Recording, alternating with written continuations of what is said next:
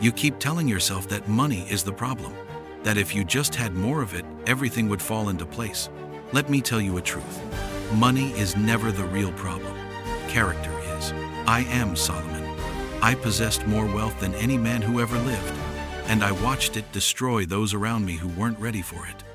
I've seen fortunes evaporate overnight in the hands of people who thought they deserved them. I've witnessed good people become monsters the moment abundance touched their lives. But I've also seen something beautiful. I've seen ordinary individuals transform into vessels worthy of extraordinary prosperity, not because they learned some secret technique or followed a step-by-step formula, but because they developed something far more valuable. They developed the inner strength to carry wealth without being crushed by its weight. Today, I'm going to reveal to you the 7 unmistakable signs that you are already prepared for true wealth. Not the kind of money that comes and goes like the morning mist, but the kind of prosperity that builds kingdoms and leaves legacies. This isn't about positive thinking or manifesting abundance. This is about recognizing the character traits that separate those who build lasting wealth from those who merely dream about it. Most people will never become truly wealthy, not because the universe is against them, but because they lack the internal foundation to support such a blessing. They haven't developed the wisdom to see opportunity where others see obstacles. They haven't cultivated the patience to plant seeds they won't harvest for years. They haven't learned to find value in what others consider worthless. If you recognize these signs in yourself, you're closer to breakthrough than you realize. If you don't see them yet, then this video will show you exactly what needs to change. Either way, your relationship with wealth is about to transform forever. This isn't just another motivational video. This is a mirror, and what you see reflected back might surprise you. If you're ready to discover whether you possess the inner qualities of the truly prosperous, then stay with me.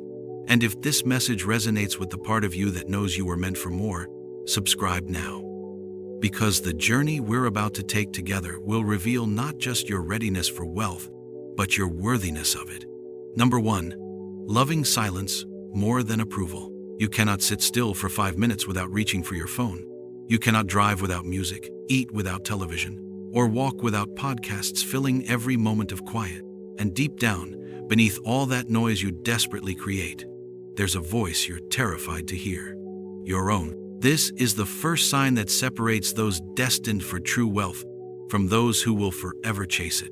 The ability to love silence more than the applause of others.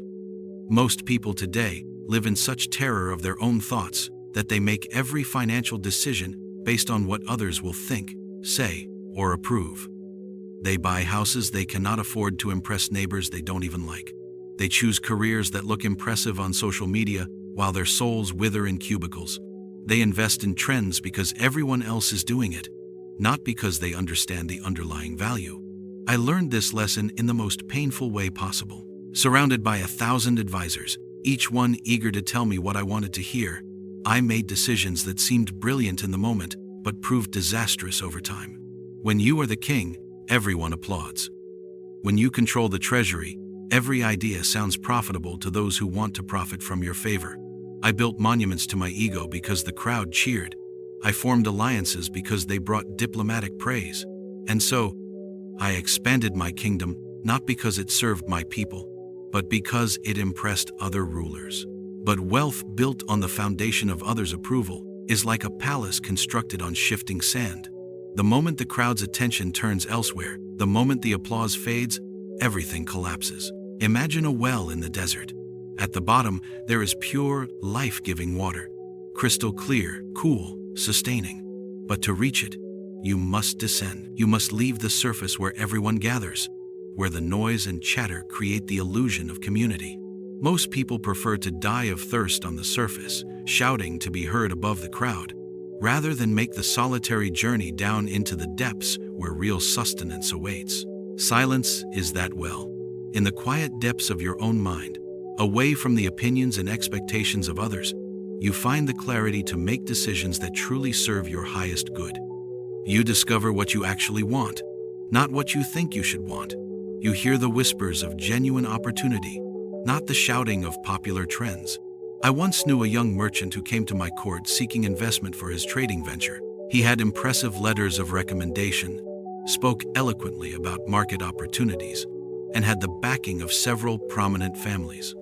But when I asked him to spend 1 hour in my private chamber, alone with his thoughts, to reflect on his true motivations, he became visibly uncomfortable. He shifted in his seat, asked for water 3 times, and finally requested to postpone our meeting. He could not endure 60 minutes of silence with himself. How could I trust him to endure the months of solitary decision-making that successful trading requires? How could he navigate the inevitable periods of doubt, criticism, and setbacks if he could not even sit peacefully with his own mind for 1 hour? 6 months later, I learned that his venture had collapsed, not because of market conditions or lack of capital, but because he had made every crucial decision based on the pressure and opinions of his partners. When they disagreed, he had no internal compass to guide him. When they criticized his choices, he had no confidence in his own judgment. He became paralyzed, then desperate, then reckless. The business that had looked so promising crumbled because its leader had never learned to trust the wisdom that emerges in solitude. The turning point in my own relationship with wealth came during the darkest period of my reign. My kingdom was prosperous, my treasury full, but I felt empty. Surrounded by luxury and praise, I was dying inside. It was only when I began to seek solitude, to sit in silence without the constant input of advisors and courtiers, that I began to understand the difference between having money and having wisdom. In those quiet hours, away from the pressure to perform and impress, I discovered that most of my financial decisions had been driven by fear. Fear of what people would think if I didn't expand the palace. Fear of appearing weak if I didn't match the displays of wealth from neighboring kingdoms. Fear of losing approval if I didn't fund every project that the influential voices around me endorsed. But in silence, I found something more valuable than all the gold in my treasury. I found my own voice. Not the voice that echoes what others want to hear, but the voice that speaks from genuine understanding and authentic desire. This voice told me which investments aligned with my true values. This voice revealed which advisors were motivated by wisdom and which were motivated by personal gain. This voice showed me the difference between projects that would bring lasting benefit and those that would merely generate temporary admiration. Here is what I learned. The marketplace rewards those who can think independently. But you cannot think independently if you cannot bear your own company. The greatest opportunities are often the ones that others overlook or criticize. The most profitable decisions are frequently the ones that invite short-term disapproval. But you can only act on these insights if you have cultivated the inner strength that comes from regular communion with silence. If you want to test your readiness for true wealth, turn off every device, every distraction, every source of external stimulation for 15 minutes each day. Sit with your thoughts, watch them arise and pass away. Notice how quickly you want to escape, how urgently you want to check something, do something, contact someone. This resistance is the exact same force that drives you to make financial decisions based on others' approval rather than your own wisdom. Do not mistake this for mere meditation or relaxation. This is training for the most important skill a wealthy person can possess, the ability to make decisions from a place of inner clarity rather than external pressure. In silence, you develop the discernment to recognize which voices deserve your attention and which voices are simply noise. You learn to distinguish between the fear of missing out and genuine intuition about opportunity. Those who cannot love silence more than approval will forever be slaves to the opinions of others. They will buy what others expect them to buy, invest in what others are talking about, and measure their success by standards that others have created. They will never experience the profound satisfaction that comes from building something authentic, something that reflects their deepest values and highest aspirations. But those who have learned to find nourishment in solitude, who can sit peacefully with their own thoughts and trust their inner guidance, these individuals become magnetic to true abundance. They make decisions that others cannot understand, until years later when the wisdom becomes obvious.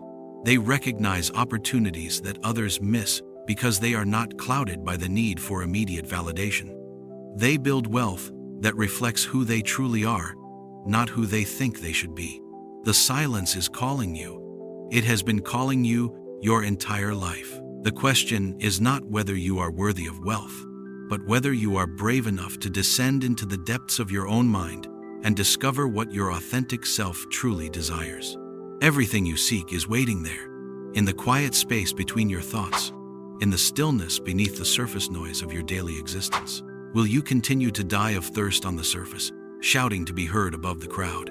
Or will you finally make the courageous journey inward, where the pure waters of wisdom flow eternally, where real wealth is born in the silence of your own awakened heart?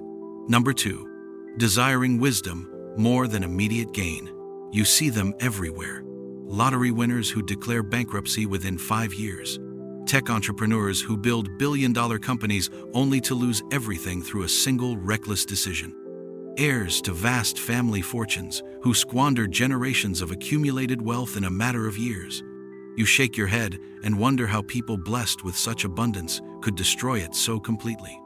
But the question you should be asking is this: what did they lack that you must possess if wealth is ever to find you? The answer is not more money. It is not better opportunities or favorable circumstances. It is wisdom. And until you desire wisdom more than immediate gain, you will never be ready for the kind of prosperity that builds legacies and transforms generations. Most people confuse being rich with being prosperous. The rich have money. The prosperous have discernment. Money is simply a tool, but discernment determines whether that tool will build something beautiful or destroy everything you hold dear. A hammer in the hands of a master craftsman creates magnificent structures. The same hammer in the hands of a child creates chaos and destruction. The difference is not the tool. The difference is the wisdom to use it properly. When the Almighty appeared to me in a dream and offered to grant any request, I could have asked for anything: unlimited wealth, invincible armies, the longest life ever given to mortal man. The other kings of my era would have requested gold enough to bury their enemies or power sufficient to conquer nations. But I asked for wisdom, not because I was naturally more virtuous than other men, but because I had witnessed what happened to rulers who possessed great power without the discernment to wield it responsibly. I had seen kingdoms fall not from external invasion but from internal collapse caused by foolish decisions. I had watched wealthy merchants lose everything because they could not distinguish between profitable opportunities and elaborate traps. I had observed how quickly abundance turns into a curse when it falls into hands unprepared to carry such responsibility. The result of that prayer surprised even me. Because I sought wisdom first, I received not only understanding beyond my years, but also wealth beyond imagination and influence beyond any single nation. This was not mere divine favor. This was the natural consequence of seeking first the foundation upon which all lasting success is built. Consider the tree that bears fruit. You can pluck the fruit and fill your basket for today, but tomorrow the branches will be empty. However, if you tend to the roots, if you nourish the soil and care for the tree itself, it will produce fruit for decades. Money is the fruit. Wisdom is the root system. Those who focus only on gathering today's fruit will soon find themselves with empty baskets. Those who cultivate wisdom as their foundation discover that abundance flows naturally and continuously from their well-tended life. I once knew a merchant who traveled from distant lands to purchase spices in our markets. He had saved for months to make this journey and saw it as his one opportunity to secure his family's future. When he arrived, there were 2 sellers. One offered spices at an unusually low price, claiming he needed to sell quickly to fund a family emergency. The other seller's prices were higher but fair for the quality offered. The merchant, focused solely on immediate profit, purchased from the first seller without carefully examining the goods. Only when he returned home did he discover that half the spices were rotten and the rest were of such poor quality that no one would buy them. His desire for immediate gain had blinded him to obvious warning signs that wisdom would have recognized instantly. Meanwhile, other merchants who paid higher prices for quality goods built lasting businesses that prospered for generations. But the corruption goes deeper than poor business decisions. When you consistently choose immediate gain over wisdom, you train yourself to compromise your own integrity. You begin to justify shortcuts that damage your reputation. You rationalize deals that feel wrong because they promise quick returns. You sacrifice long-term relationships for short-term profits. I learned this personally when a group of foreign traders approached me with an opportunity that seemed too good to be true. They offered to pay triple the normal rate for access to certain trade routes, claiming they had found new markets that could make us all wealthy beyond imagination. The terms were generous, the profits immediate, and my financial advisors were enthusiastic. But something felt wrong. Their eagerness was too intense. Their explanations were too vague. Their promises were too extravagant. Wisdom whispered that this was not an opportunity but a test. Would I choose the immediate gratification of easy money, or would I choose the long-term protection of my kingdom's integrity? I declined their offer. 6 months later, I learned that these same traders had been using similar arrangements with other rulers to smuggle weapons and contraband. Every kingdom that accepted their deals eventually faced war, sanctions, or internal rebellion. The immediate profits were real, but the long-term costs were devastating. By choosing wisdom over immediate gain, I protected not only my own wealth but the prosperity of everyone under my care. This is why the universe tests every person who seeks true wealth. You will be presented with opportunities that promise immediate results but require you to compromise your values. You will face situations where doing the right thing costs you money in the short term. You will encounter deals that everyone else is pursuing but that something deep inside tells you to avoid. How you respond to these tests determines not only whether you will accumulate wealth, but whether you will be able to keep it and use it wisely. Those who consistently choose immediate gain over wisdom may achieve short-term success, but they inevitably face long-term destruction. Those who consistently choose wisdom over immediate gain build something far more valuable than money. They build character. They build discernment. They build the kind of inner strength that can carry any amount of abundance without being corrupted by it. The shift in thinking is profound. Instead of asking, "How can I make money quickly?" you begin to ask, "What skills and understanding do I need to develop to serve others at the highest level?" Instead of, "What's the fastest way to get rich?" you ask, "What kind of person do I need to become to handle wealth responsibly?" Instead of, "How can I get what I want now?" you ask, "What does wisdom require of me in this situation?" This is not about becoming passive or avoiding financial opportunity. True wisdom is intensely practical. It teaches you to recognize genuine value in the marketplace. It helps you identify which trends will last and which are merely fashions. It shows you how to build relationships based on mutual benefit rather than manipulation. It guides you toward investments that align with long-term societal needs rather than short-term speculation. But most importantly, wisdom teaches you to see money as a tool for expressing your highest values, not as an end in itself. When you desire wisdom more than immediate gain, you discover that the most profitable path is often the one that serves others most effectively. You learn that the best investments are the ones that create value for many people, not just yourself. You understand that lasting wealth flows toward those who solve real problems and meet genuine needs. The practical application is simple but not easy. Before every significant financial decision, ask yourself, am I choosing this because it promises quick returns, or because it represents wise stewardship of my resources? Am I being driven by fear of missing out, or by clear understanding of genuine opportunity? Am I willing to wait for the right situation, or am I so focused on immediate results that I will accept inferior options? Start small. In your daily financial choices, practice choosing wisdom over impulse.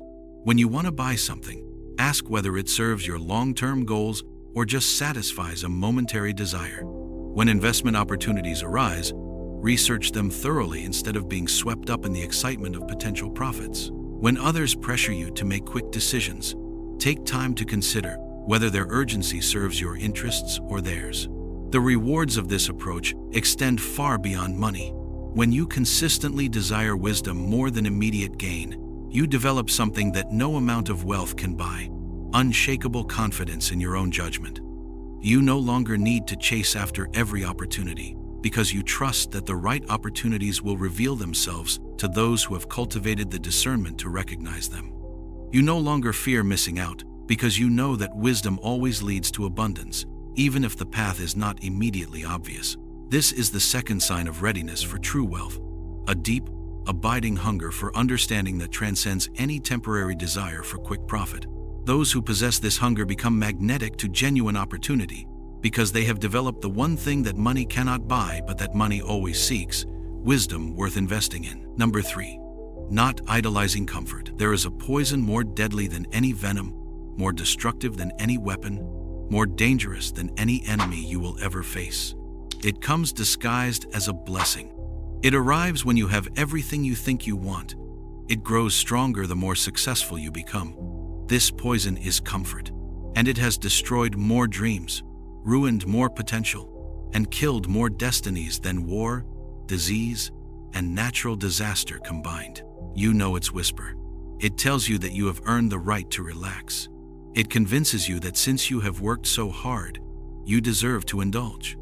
It promises that just a little more ease, just a little more pleasure, just a little more convenience will finally make you happy. But comfort is a liar, and those who worship at its altar discover too late that they have traded their souls for a golden prison. The greatest danger you will ever face is not poverty. It is not failure. It is not criticism or rejection or any of the struggles you fear so much. The greatest danger is success without character, abundance without purpose, wealth without wisdom. Because when you have everything you thought you wanted and still feel empty inside, comfort becomes your drug of choice. And like all drugs, it demands ever-increasing doses while delivering diminishing returns. I learned this lesson through watching the destruction of someone I once considered my equal. In a neighboring kingdom ruled a prince who had inherited vast wealth and power. His father had built an empire through sacrifice, discipline, and unwavering commitment to his people's welfare. But the son had known only abundance. He had never experienced want, never faced genuine hardship, never been forced to develop the inner strength that comes from overcoming real challenges. At first, his indulgences seemed harmless. Elaborate feasts, magnificent palaces, entertainment that lasted for days. His advisors assured him that such displays were necessary for maintaining royal prestige. His courtiers applauded his generosity and sophistication. His subjects, at least initially, took pride in their ruler's obvious prosperity. But comfort is never satisfied with yesterday's pleasures. What once brought joy becomes routine. What once felt luxurious becomes merely adequate. The feasts had to become more elaborate, the entertainment more exotic, the pleasures more intense. He began seeking thrills that his father would have found abhorrent. He justified cruelty as necessary for maintaining order. He explained away exploitation as the natural privilege of rulers. I watched from a distance as his kingdom began to crumble, not from external invasion or natural catastrophe, but from the rot that spreads when leaders use their position to pursue personal gratification rather than serve a higher purpose. His people grew restless as resources were squandered on increasingly elaborate entertainments. His advisors became sycophants who told him only what would ensure their continued access to luxury. His family became strangers who competed for his attention and favor. Within 10 years, this man who had inherited one of the most prosperous kingdoms in the known world had lost everything. His people rebelled, his allies abandoned him, and his family scattered to foreign courts where they lived as refugees. He died alone, still seeking some new pleasure that might fill the emptiness that no amount of indulgence had been able to satisfy. I could have dismissed this as the predictable fate of a weak man, but his downfall forced me to examine my own relationship with comfort. I too had vast resources at my disposal. I too had access to any pleasure I might desire. I too was surrounded by people eager to provide whatever I requested. The same poison that had destroyed him was available to me in unlimited quantities. It was during this period of self-examination that I made a discovery that changed my understanding of wealth forever. I had built magnificent gardens, assembled the most beautiful concubines, constructed palaces that inspired wonder in every visitor. I had musicians and entertainers, the finest food and wine, clothing made from materials so rare that other kings could not afford them. I had everything that comfort could provide, yet I was miserable. Despite having access to every pleasure known to mankind, I felt empty, restless, profoundly unsatisfied. I began to understand why Solomon, who had everything, wrote, "Vanity of vanities, all is vanity." The pursuit of comfort, no matter how refined or elaborate, leads inevitably to spiritual bankruptcy. The turning point came when I stopped using my wealth as an anesthetic for inner emptiness and began using it as a tool for meaningful purpose. Instead of building monuments to my own gratification, I began building infrastructure that would serve generations.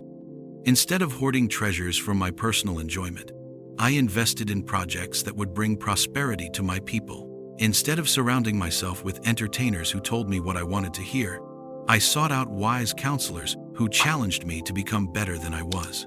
The transformation was immediate and profound. When my wealth served a purpose greater than my own comfort, every aspect of my life became more satisfying. Simple meals became feasts because they were shared with people working toward common goals. Basic clothing became more beautiful than the finest robes because it represented alignment with authentic values.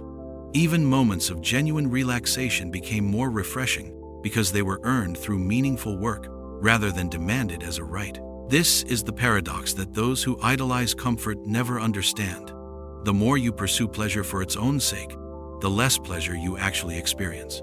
But when pleasure comes as a natural byproduct of purposeful activity, it multiplies beyond anything that can be manufactured or purchased. The danger of comfort extends far beyond personal satisfaction. It corrupts your ability to make wise decisions. When your primary goal is maintaining your current level of ease and convenience, you become risk-averse in ways that prevent growth. You avoid challenging opportunities because they might disrupt your routine. You refuse to invest in projects that require patience and persistence because they might delay immediate gratification. You surround yourself with people who support your illusions rather than those who encourage your development. Comfort also makes you vulnerable to those who would exploit your weaknesses. When you are addicted to ease, you become dependent on others to maintain that ease for you. You lose the skills and disciplines that originally created your success. You become like a muscle that atrophies from lack of use, growing weaker and more fragile with each passing day. I have seen wealthy merchants lose their fortunes because they became too comfortable to personally oversee their businesses. They trusted others to maintain what they were no longer willing to work to preserve. I have watched successful generals lose battles because they had grown accustomed to luxury and could no longer endure the hardships required for effective leadership. I have observed prosperous families lose their wealth across generations because comfort taught the children to consume rather than create. The antidote to this poison is not poverty or deliberate suffering. It is purpose. When your life is organized around something greater than your own comfort, you naturally develop the discipline and resilience that wealth requires. When you have a mission that matters more than your immediate ease, you gladly accept temporary discomfort in service of long-term achievement. This shift in perspective changes everything. Challenges become opportunities to grow stronger rather than problems to be avoided. Setbacks become feedback that helps you improve rather than excuses to quit. Criticism becomes information that helps you serve others better rather than attacks to be deflected. Most importantly, when you stop idolizing comfort, you discover that true wealth is not about having enough money to avoid all difficulty. True wealth is having enough purpose to embrace difficulty willingly when it serves something you care about more than your own convenience. Here is the practical test. What are you willing to sacrifice for your goals? What comforts are you prepared to give up to achieve something meaningful? How much temporary ease are you willing to trade for long-term fulfillment? If your answer is none, then you are not ready for the responsibilities that come with true wealth. Start where you are. Identify one area of your life where you have been choosing comfort over growth. Maybe it's your career, where you stay in a safe but unfulfilling position rather than risk pursuing your real interests. Maybe it's your health, where you choose convenient foods over nourishing ones. Maybe it's your relationships, where you avoid difficult conversations that could lead to deeper connection. Choose growth over comfort in that one area, not as punishment, but as practice for the kind of person who can handle significant wealth without being destroyed by it. Every time you choose challenge over ease, difficulty over convenience, purpose over pleasure, you build the inner strength that separates those who build lasting wealth from those who merely inherit or stumble into it temporarily. The question is not whether you can accumulate money. In our current economy, with enough time and effort, most people can accumulate some level of financial resources. The question is whether you can handle abundance without losing your soul to the comfort it can provide. The question is whether you love something more than your own ease, because until you do, wealth will always be a burden too heavy for you to carry. Number 4. Knowing how to say no to immediate desire. Your greatest enemy is not your competitor. It is not the economy, your circumstances, or your lack of resources. Your greatest enemy is the voice inside your head that whispers, "I want it now." This voice has destroyed more fortunes, ruined more careers, and killed more dreams than every external obstacle combined.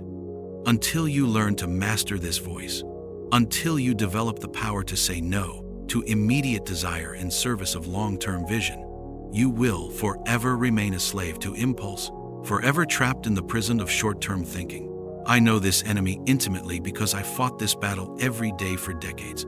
When I decided to build the temple, the most important project of my reign, everything inside me wanted to rush. Every advisor urged speed. Every political consideration demanded immediate action. The people expected quick results. My own ego craved the satisfaction of seeing my vision realized without delay. But I knew that greatness cannot be rushed. I knew that anything worth building must be built properly, regardless of how long it takes. So I chose to wait. For 7 years, I prepared. I gathered materials, trained craftsmen, developed plans, and refined every detail. Then I spent 13 more years in construction, refusing every shortcut that would have compromised the final result. 20 years. 2 decades of saying no to the immediate satisfaction of seeing the temple completed quickly. 20 years of enduring criticism from those who questioned why the project was taking so long.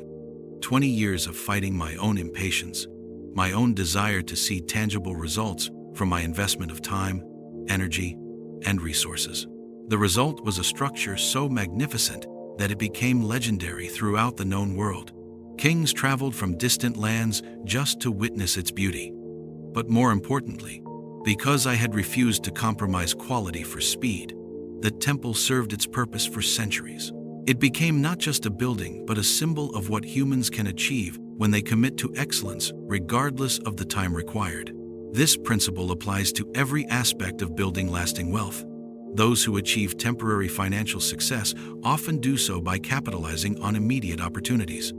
But those who build generational wealth, those who create something that endures long after they are gone, understand that the greatest opportunities require the greatest patience. Consider the difference between planting a garden and tending a forest. In a garden, you can plant seeds and see results within months. The satisfaction is immediate, the feedback quick, but a forest takes decades to mature. You plant trees knowing that you may never sit in their full shade. You invest in something that will primarily benefit future generations. Most people are gardeners. They want immediate returns on their efforts. They plant only what will produce quickly. They abandon projects that do not show progress within their desired time frame. But the truly wealthy think like foresters. They plant trees they will never fully enjoy because they understand that lasting value requires long-term commitment. I once knew a merchant who had developed an innovative method for preserving food during long sea voyages. His technique could have revolutionized ocean trade and made him wealthy beyond imagination, but he wanted to see profits within 3 months. When initial testing revealed that perfecting the process would require at least 2 years of refinement, he abandoned the project and pursued other ventures that promised quicker returns. 5 years later, another merchant took a similar idea and spent the necessary time developing it properly. That merchant became one of the wealthiest traders in the Mediterranean, while the first man continued to struggle with a series of promising but poorly executed ventures. The difference was not intelligence, resources, or opportunity. The difference was the willingness to delay immediate gratification for long-term reward. This pattern repeats itself constantly in every industry and every era. Those who succeed temporarily often do so by accepting the first acceptable option. Those who succeed permanently do so by waiting for the optimal option, even when that wait requires significant sacrifice. The challenge is that immediate desire feels so rational in the moment. When you are hungry, eating now seems obviously superior to waiting for a better meal later. When you need money, taking the first job offer seems more practical than holding out for the right opportunity. When you want to invest, buying whatever is trending today seems more actionable than researching and waiting for the perfect entry point. But this logic is deceptive. It assumes that the immediate option is truly available and that waiting necessarily means losing out. In reality, the immediate option often proves to be an illusion, and waiting usually reveals better alternatives than you initially imagined possible. I learned this lesson painfully when a delegation of foreign traders approached me with what they claimed was a time-sensitive opportunity. They had discovered a new trade route that would allow us to access exotic goods at unprecedented low prices, but they needed an immediate decision. Other kingdoms were competing for the same partnership, and any delay would result in losing the opportunity entirely. Every instinct told me to move quickly. The potential profits were enormous. The traders' credentials were impressive. My economic advisors were unanimously enthusiastic, but something made me hesitate. Perhaps it was the way they emphasized urgency over details. Perhaps it was their reluctance to allow thorough examination of their claims. Perhaps it was simply the wisdom that comes from having seen too many once-in-a-lifetime opportunities. I told them I needed 1 week to consider their proposal. They protested that such a delay would cost us the deal. I replied that any partnership worth entering could survive a week of careful consideration. They grew agitated and finally revealed their true nature by threatening to take their offer elsewhere immediately. That threat confirmed my suspicions. Within days of their departure, I learned that their exclusive opportunity was actually a scheme they had attempted with several other kingdoms. Their trade route was controlled by hostile forces. Their goods were obtained through methods that would have made me an accomplice to activities I could never support. Every kingdom that had accepted their immediate offer eventually faced war, scandal, or economic disaster. By saying no to immediate desire, by accepting temporary disappointment in order to preserve long-term integrity, I protected not only my kingdom's wealth but its reputation and security. The week I requested to make a proper decision saved us from years of consequences that would have resulted from rushing into an attractive but destructive arrangement. This experience taught me that genuine opportunities distinguish themselves from elaborate traps by their response to patience. Real value does not disappear because you take time to evaluate it properly. Authentic partners do not punish you for exercising due diligence. Legitimate deals become more attractive the more carefully you examine them. But immediate desire has no patience for such wisdom. It demands action now, decision now, commitment now. It interprets any delay as weakness and any careful consideration as missed opportunity. It whispers that others are moving faster, achieving more, getting ahead while you waste time thinking. Learning to say no to this voice is perhaps the most important skill you can develop if you want to build lasting wealth. It requires training yourself to distinguish between genuine urgency and manufactured pressure. It means developing the confidence to trust your own judgment, even when others question your caution. It involves accepting the temporary discomfort of wanting something you cannot have immediately in exchange for the long-term satisfaction of achieving something truly worthwhile. The practical application begins with small decisions. When you want to buy something, wait 1 day before purchasing. When you feel pressured to make an immediate commitment, ask for time to consider your options. When everyone around you is rushing toward the same opportunity, take a step back and examine whether the urgency serves your interests or someone else's. Practice saying no to immediate pleasure in service of long-term goals. Skip the expensive dinner and invest the money instead. Decline the invitation to the entertaining but unproductive activity and work on your skills instead. Resist the urge to check social media and spend that time on meaningful projects instead. Each time you successfully delay immediate gratification, you build the psychological muscle that wealth requires. You prove to yourself that you can endure temporary discomfort for long-term benefit. You develop the patience that allows you to wait for the right opportunities rather than settling for the first available options. But most importantly, you begin to experience something that those addicted to immediate gratification never discover: the profound satisfaction that comes from achieving something that required real sacrifice. The temple I built was beautiful not just because of its materials and craftsmanship, but because of the 20 years of patience and persistence it represented. The wealth I accumulated was meaningful not just because of its quantity, but because of the delayed gratification and careful planning it required. This is the fourth sign of readiness for true wealth. the ability to say no to immediate desire in service of long-term vision. Those who possess this ability become magnetic to genuine opportunity because they have developed the one quality that opportunity rewards above all others: the patience to wait for excellence rather than settling for adequacy. Are you building a garden or planting a forest? Are you seeking immediate satisfaction or lasting value?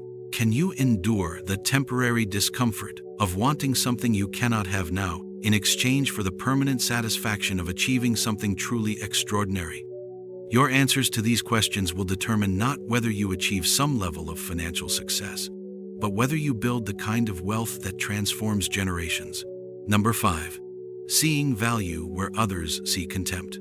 There was once a city under siege, its walls crumbling, its people starving, its defeat seemingly certain. The mighty army surrounding them had superior numbers, better weapons, and unlimited supplies. Every military strategist agreed that surrender was the only rational option. But in that desperate hour, a poor man who lived in the shadows, ignored by the wealthy and despised by the powerful, offered a solution that no one else had considered. His plan was so simple that the generals dismissed it as foolishness. His status was so low that the nobles refused to listen. But one person recognized the wisdom hidden beneath the surface, and that plan saved the entire city.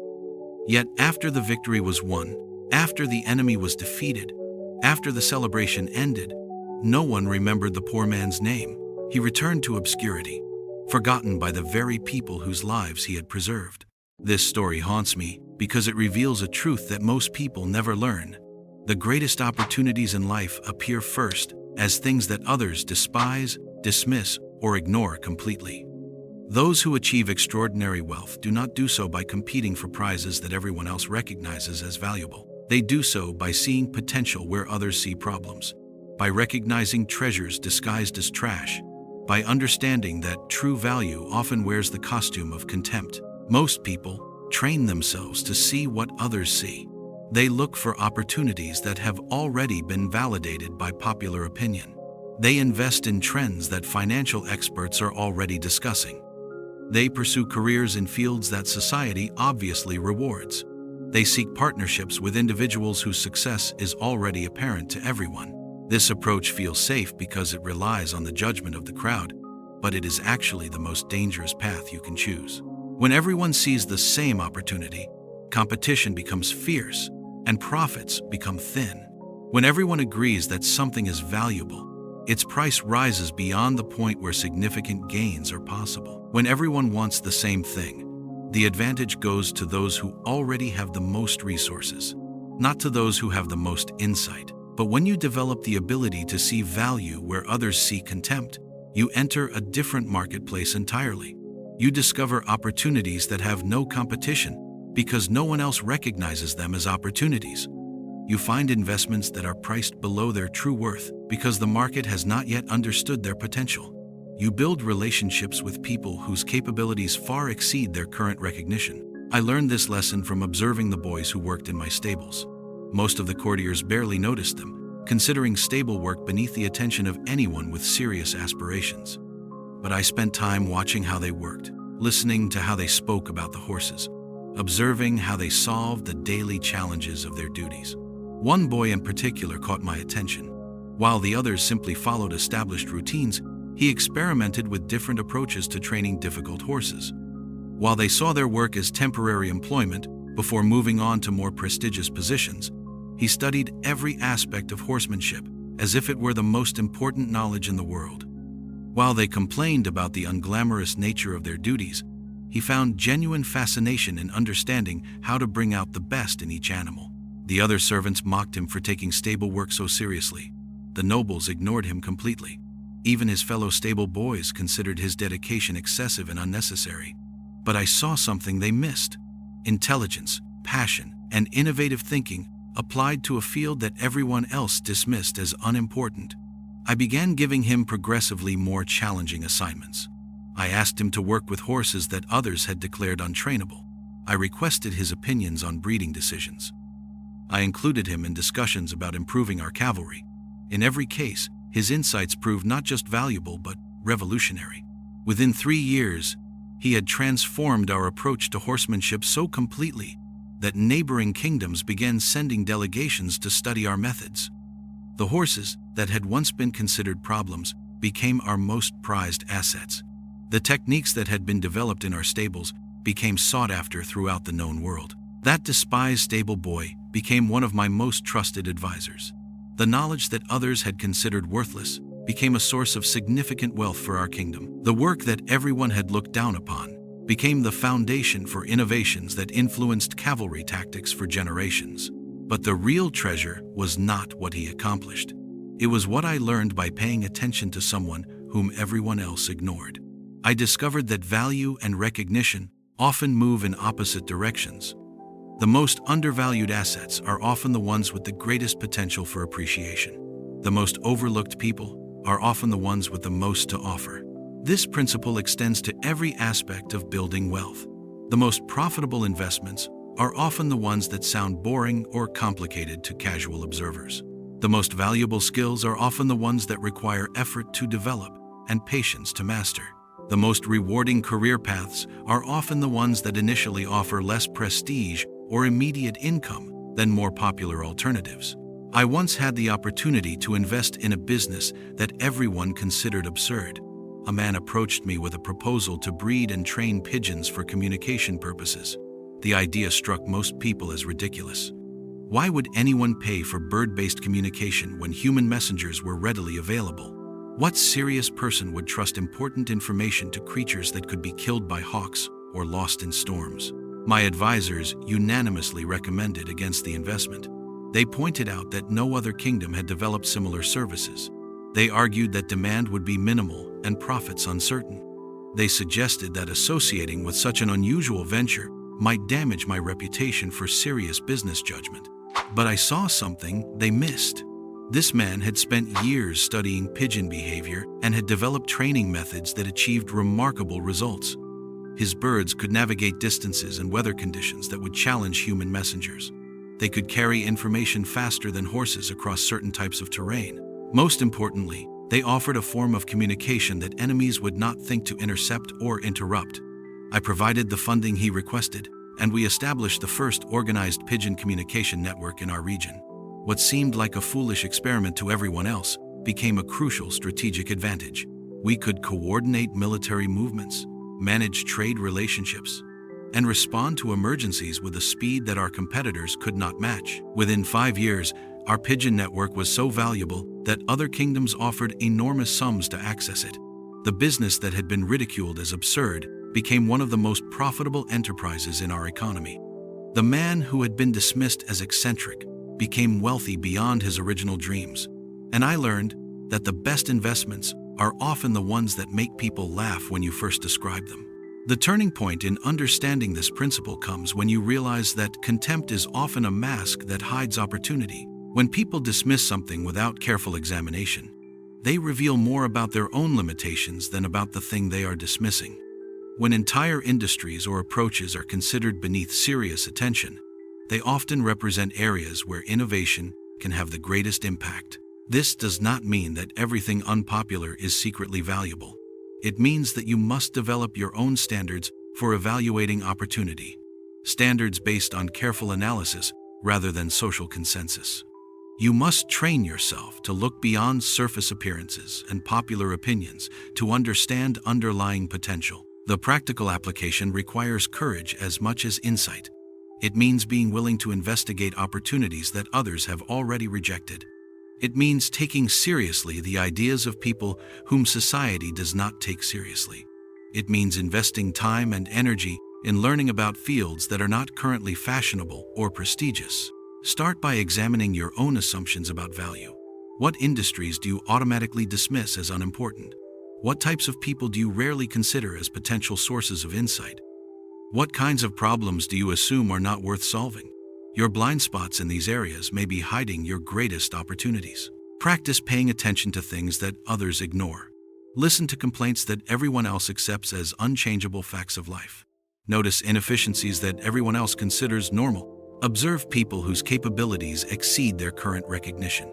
Ask yourself not whether these things seem important to others, but whether they represent genuine needs that effective solutions could address. Most importantly, develop the confidence to act on insights that others do not share. This requires accepting that you will sometimes be wrong, sometimes be criticized, and sometimes face periods where your judgments appear foolish to observers.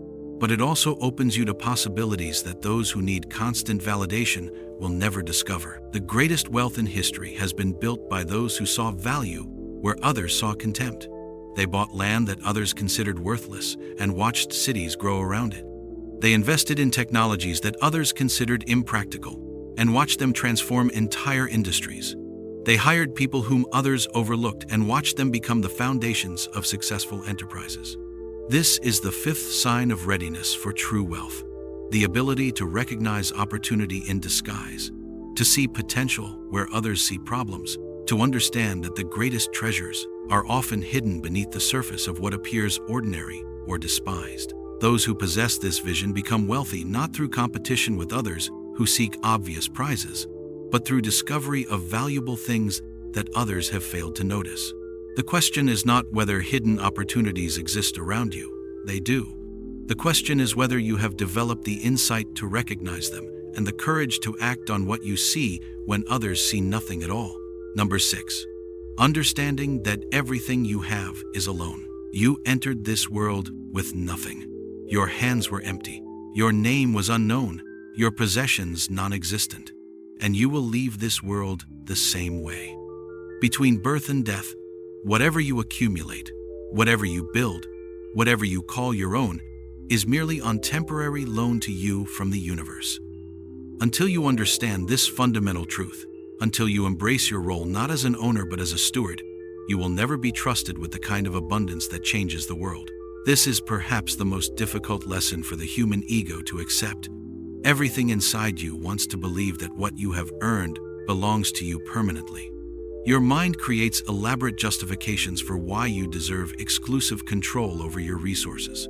Your heart becomes attached to possessions as if they were extensions of your identity. Your fears multiply around the possibility of losing what you have worked so hard to accumulate. But attachment is the enemy of abundance. The more tightly you grasp what you have, the less likely you are to be entrusted with more. The universe operates on principles of circulation and flow. Energy that stagnates becomes toxic. Water that stops moving becomes stagnant. Resources that are hoarded lose their power to create value. And people who cannot hold their possessions lightly prove themselves unworthy of carrying greater responsibility. I learned this lesson through observing two very different approaches to managing resources. Early in my reign, I behaved like an owner. I accumulated gold and stored it in vaults. I built palaces and filled them with treasures. I acquired land and controlled it jealously. I measured my success by how much I could gather and keep under my direct control. The result was predictable. The more I hoarded, the more anxious I became about protecting what I had accumulated. The more I focused on preserving my wealth, the less energy I had for creating new value. The more possessive I became, the fewer people wanted to work with me on projects that required trust and collaboration. I had achieved the goal of ownership, but I had lost the capacity for growth. The transformation began when I started thinking like a gardener rather than a collector. A gardener understands that plants have seasons. They grow, flourish, produce fruit, and eventually return to the earth. The gardener's role is not to own the plants but to tend them during their season of growth, to provide the right conditions for flourishing, to harvest when the time is right, to replant for future seasons. This shift in perspective changed everything. Instead of asking, how can I get more for myself? I began asking, how can I create more value for everyone involved? Instead of, how can I protect what I have? I asked, how can I invest what I have been given in ways that multiply its impact? Instead of seeing other people as potential threats to my resources, I began seeing them as potential partners in creating something larger than any of us could achieve alone. The practical results were immediate and profound. When I stopped hoarding gold and started investing it in infrastructure, trade routes, and educational institutions, the returns multiplied beyond anything I had achieved through accumulation alone. When I stopped building monuments to my own glory and started creating systems that would benefit generations, my reputation and influence grew far beyond anything that personal aggrandizement had accomplished. But the inner results were even more significant. When I released the anxiety of ownership and embraced the responsibility of stewardship, I experienced a freedom that no amount of possessions had been able to provide. I no longer lay awake at night worrying about losing what I had. I no longer felt threatened by the success of others. I no longer measured my worth by comparing my accumulations to those of my neighbors. Instead, I found myself energized by the possibilities that opened when resources were used as tools for creation rather than trophies for display. I discovered that the greatest satisfaction comes not from having more than others, but from using what you have been given to make life better for everyone around you. I learned that true security comes not from controlling outcomes, but from developing the wisdom and character that allows you to navigate any circumstances with grace and effectiveness. This understanding transforms every aspect of your relationship with money and possessions. When you know that everything is a loan, you become less attached to specific outcomes and more committed to excellent stewardship. You make decisions based on what serves the highest good rather than what serves your immediate preferences. You measure success not by what you accumulate, but by what you contribute. The steward mindset also changes how you handle losses and setbacks. When something you valued is taken away, destroyed, or fails to develop as expected, you experience disappointment but not devastation. You understand that loss is simply redirection, that the universe is shifting resources to where they can be more effective. You focus on learning from the experience rather than lamenting what is gone. I experienced this personally when a significant portion of my kingdom's treasury was lost due to a trusted advisor's embezzlement. If I had been thinking like an owner, this betrayal would have consumed me with rage and despair. I would have focused on punishment and recovery, on protecting myself from future betrayal, on rebuilding what had been taken. But thinking like a steward led me to different questions. What had this experience taught me about my systems for managing resources? How could I use this setback to develop better judgment about character? What improvements in oversight and accountability would prevent similar problems in the future? How could this loss ultimately serve to make our entire operation more robust and trustworthy? The answers to these questions led to innovations in financial management that made our kingdom more prosperous than it had been before the loss. The betrayal that seemed like a catastrophe became the catalyst for improvements that benefited everyone under my care. What appeared to be a theft of resources became an investment in wisdom that paid dividends for decades. This does not mean becoming passive or careless with resources. Stewardship requires at least as much attention and skill as ownership, often more. But it is attention focused on maximization of value rather than accumulation of possessions. It is skill applied to creation rather than control. It is energy invested in circulation rather than stagnation. The steward mindset also makes you more attractive to genuine opportunity.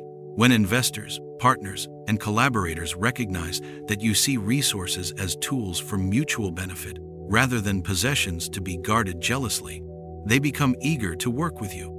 When people understand that you measure success by collective achievement rather than personal accumulation, they trust you with their own resources and ideas. But perhaps most importantly, the steward mindset allows you to enjoy abundance without being corrupted by it. When you know that everything you have is temporary, you can appreciate it fully without becoming addicted to it. When you understand that your role is to tend rather than own, you can take satisfaction in excellent management without becoming attached to permanent control. The transition from owner to steward begins with small daily choices. When you buy something, ask yourself whether you are purchasing it to have or to use effectively.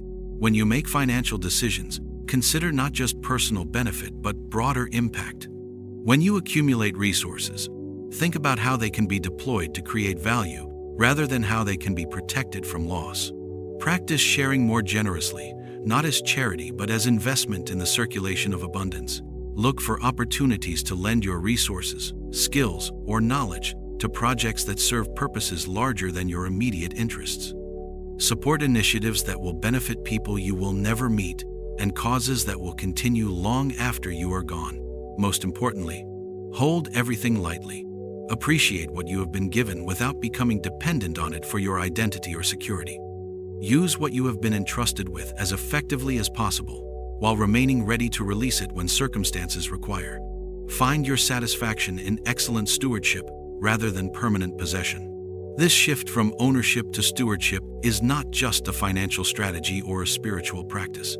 It is the foundation of sustainable wealth. Those who understand that everything is a loan become worthy of receiving increasingly significant loans. Those who prove themselves excellent stewards of small things are entrusted with great things. Those who can hold abundance lightly are given more abundance to hold. The universe is constantly testing every person who seeks greater resources. It watches how you handle what you currently have. It observes whether you share or hoard, whether you invest or accumulate, whether you create value or merely consume it. It notices whether you treat your possessions as tools for service or trophies for display. Only when you demonstrate that you understand your role as a temporary caretaker rather than a permanent owner, does the universe trust you with the kind of resources that can transform not just your own life, but the lives of everyone around you. This is the sixth sign of readiness for true wealth. The wisdom to hold everything as a sacred trust, the humility to see yourself as a steward rather than an owner, and the courage to use what you have been given in service of purposes greater than your own immediate desires. Number 7. Praying for discernment and acting with courage. There is a prayer more dangerous than any request you could make of the divine. More dangerous than asking for wealth, for it may corrupt you. More dangerous than asking for power, for it may consume you. More dangerous than asking for long life, for you may waste it. The most dangerous prayer you can offer is this: grant me discernment. Because when you ask for the ability to see truth clearly, the universe will show you truths you never wanted to see. And once you see them, you become responsible for acting on them, regardless of the cost. I offered this prayer in my youth, believing that wisdom was a gift that would make my life easier. I imagined that clear sight would lead to obvious choices, that understanding would simplify decision-making, that truth would always align with my preferences and desires. I thought discernment was a lamp that would illuminate comfortable paths through familiar territory. Instead, discernment became a sword that cut through every illusion I had used to make life bearable. It revealed that half my trusted advisors were motivated by personal gain rather than the kingdom's welfare. It showed me that policies I had implemented with good intentions were causing harm to the very people I meant to serve.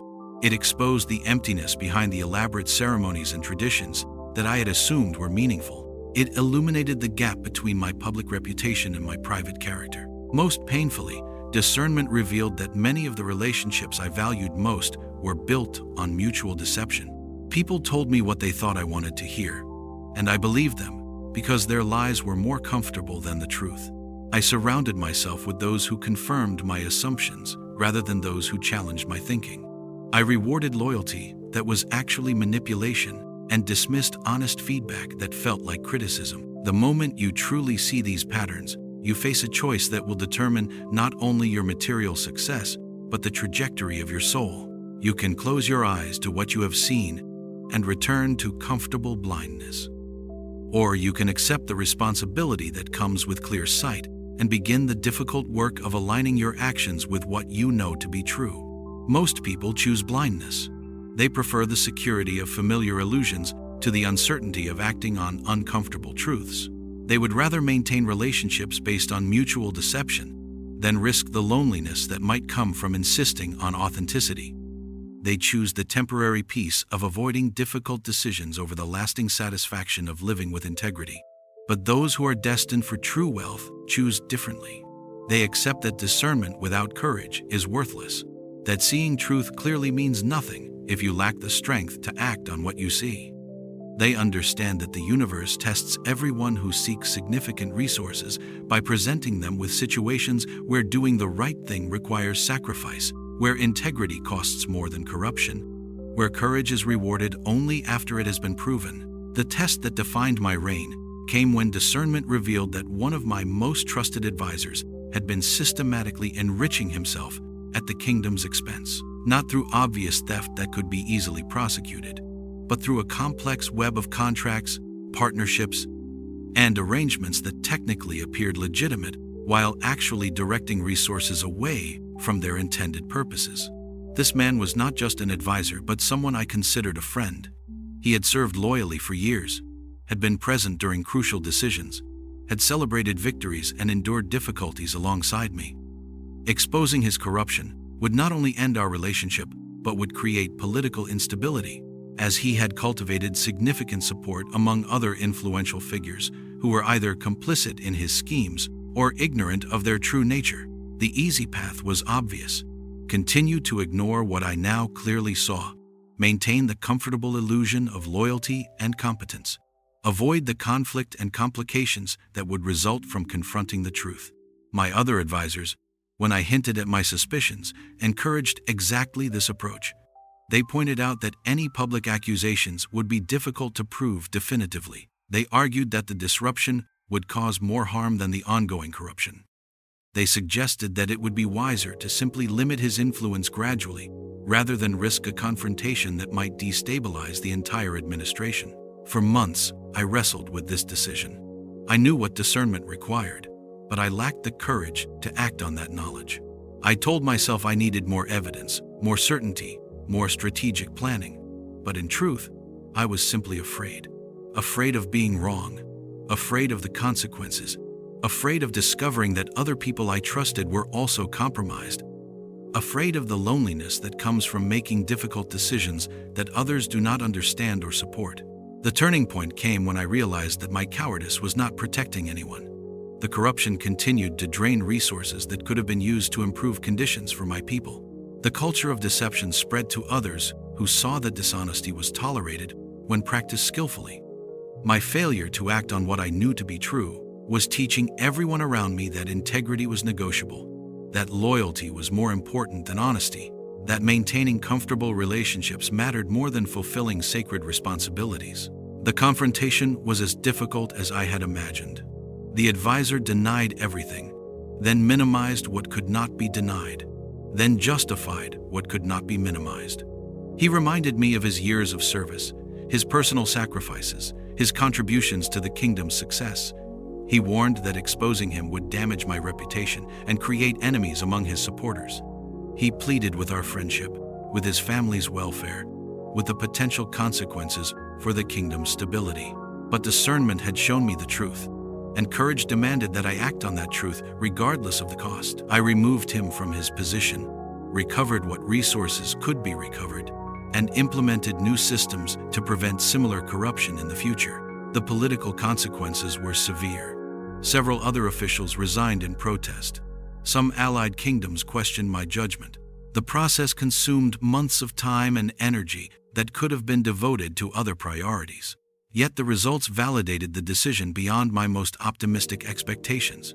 With honest management, the kingdom's resources were used far more effectively. Projects that had languished under corrupt oversight began to flourish. People throughout the realm saw that integrity was valued over convenience, that difficult truths were preferable to comfortable lies. The culture began to shift as others recognized that excellence and honesty were rewarded while deception and self-dealing were not tolerated. But the most significant change was within myself. By choosing courage over comfort, by acting on discernment even when it cost me personally, I had proven to myself that I could be trusted with greater responsibilities. I had demonstrated that I valued truth more than convenience, integrity more than easy relationships, and the welfare of those I served more than my own emotional comfort. This experience taught me that the universe constantly presents tests disguised as opportunities. Someone offers you a partnership that would be profitable, but requires you to compromise your values. You discover information that would give you an advantage, but was obtained through unethical means. You face a choice between doing what is right and doing what is rewarded by the people around you. How you respond to these tests determines whether you will be trusted with greater opportunities or whether you will remain limited by the compromises you have accepted. The universe is not interested in giving significant resources to those who will use them to perpetuate deception, corruption, or cowardice. But it is eager to support those who have proven they will use whatever they are given in service of truth, integrity, and courage. The prayer for discernment is dangerous because it obligates you to see things as they truly are, rather than as you wish they were. The commitment to act with courage is dangerous because it requires you to choose right action over easy action, regardless of the personal cost. Together, they form the foundation of character that wealth requires. Without discernment, you cannot distinguish between genuine opportunities and elaborate traps, between trustworthy partners and skillful manipulators, between investments that serve long-term value and speculations that serve short-term excitement. Without courage, you cannot act on the insights that discernment provides, cannot make the difficult decisions that protect and multiply resources, cannot confront the problems that threaten what you have built. But together, discernment and courage create something that transcends both individual virtues. They create the capacity for wise leadership, for building enterprises that serve purposes larger than personal enrichment, for creating legacies that inspire others long after you are gone. The practical application begins with asking yourself what truths you are avoiding, what realities you are not willing to see clearly, what actions you know are necessary but have been postponing because they seem difficult or costly. The prayer for discernment is not a request for new information, but for the courage to acknowledge what you already know. Then comes the harder part, acting on what you see, not gradually, not partially, not when it becomes convenient, but fully and immediately. Each time you choose courage over comfort, you build the strength that greater challenges will require. Each time you act on discernment despite personal cost, you prove your worthiness for greater trust and responsibility. This is the seventh and final sign of readiness for true wealth: the willingness to see truth clearly and the courage to act on that truth regardless of consequences. Those who possess both become worthy of abundance because they have proven they will use whatever they are given in service of what is highest and best. They become magnetic to genuine opportunity because they have demonstrated the character that sustainable success requires.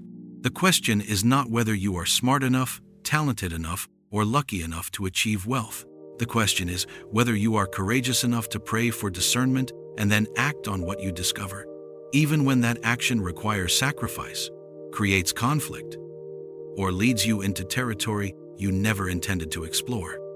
This courage, more than any strategy or opportunity, determines who builds lasting wealth and who merely accumulates temporary resources that ultimately slip away like sand through grasping fingers. You stand now at the threshold, not the threshold of wealth, for that was never the true destination.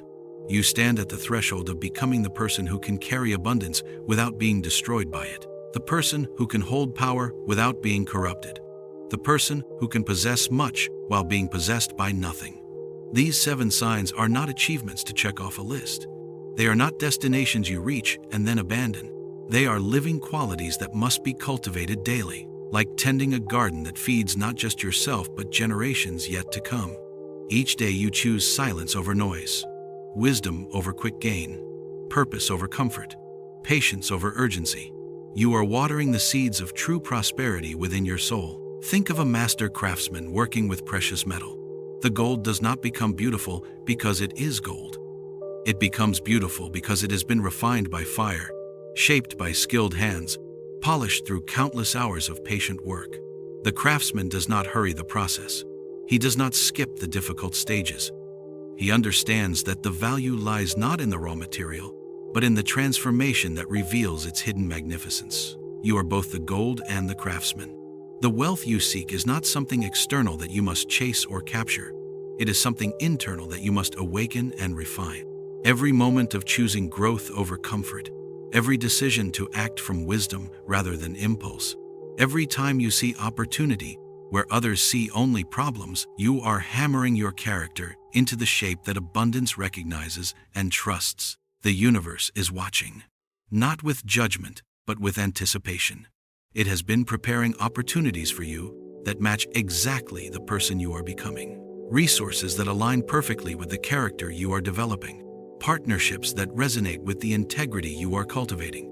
But these gifts remain invisible until you have become ready to receive them without being changed by them in ways that would ultimately destroy both you and what you have been given. If you feel the stirring of recognition as you hear these words, if something deep within you says yes to this path of becoming, Then walk forward, not toward wealth, but toward worthiness, not toward having more, but toward being more.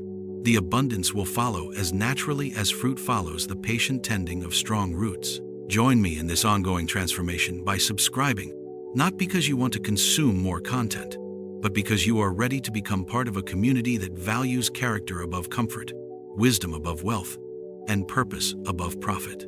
The journey into your true magnificence continues with every choice you make.